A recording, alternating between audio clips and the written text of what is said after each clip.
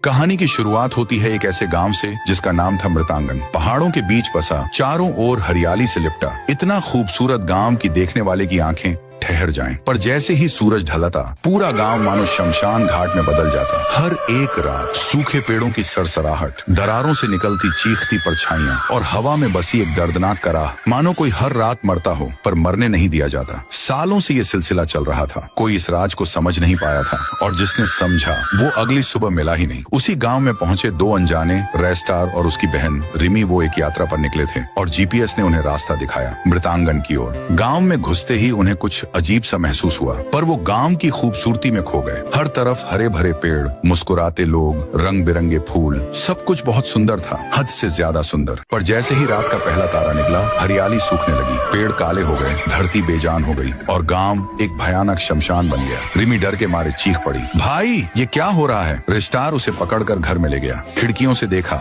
गांव में अब कोई नहीं था, बस चीखों की गूंज थी और कुछ सायों की हलचल। अगली सुबह सब कुछ फिर से सुंदर। रिमी, ये सपना था क्या? रायस्तार, नहीं, ये सपना नहीं हो सकता। वो गांव वालों से पूछने निकलते हैं, पर सारे लोग मौन हैं, जैसे उनके होंठ किसी ने सिल दिए हों, जैसे अगर कुछ बोले तो मर जाएंगे। तीसरी रात रेस्टार और रिमी अब इस राज को जानना चाहते थे। वो रात को घर से निकलते हैं और जो देखते हैं उनके पैरों तले जमीन खिसक जाती है। गांव के सभी लोग इकट्ठा थे, सभी आसमान की ओर देख रहे थे, चांद की तरफ। और फिर अचानक सबने एक साथ कहा, हमें मुक्ति दो, हमें जीने दो, हमें मिटा दो। और फिर एक झटके में सारे लोग गायब हो जाते हैं। सुबह सब फिर नॉर्मल, जैसे कुछ हुआ ही नहीं। रेस्टार और रिमी अब और नहीं रुक सकते। वो अपनी कार में बैठते हैं और गांव छोड़ देते हैं। पर जैसे ही गांव से कुछ दूर निकलते हैं, एक वृद्ध आदमी बीच सड़क पर आ जाता है।